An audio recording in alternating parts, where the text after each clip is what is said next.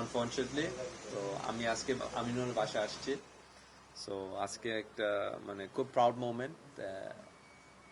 First time Bangladeshi history আমরা একটা ক্রীড়ামন্ত্রী পাইছি যে সবাই জন্য চিন্তা করতেছে। তো এটা আমি বলবে মানে এটা একটা খুব ভালো পজিটিভ নিউজ দ্যাট আমরা একটা স্পোর্টস মিনিস্টার যে সবার জন্য চিন্তা করতেছে, মানে স্পেশালি ন্যাশনাল টিম প্লেয়ারের জন্য যেটা আছে কারেন্ট, ওদের জন্য একটা মানে এটা স্পোর্টস কার্ড বলি, বাট আসলে আমিনুল এটা ইন্ট্রোডিউস করছে, তো আমরা বলতে পারি এটা আমিনুলের মানে Aminul card, not sports card, আমি বলবো আমিনুল কার্ড, কারণ উনি ইন্ট্রোডিউস করছে।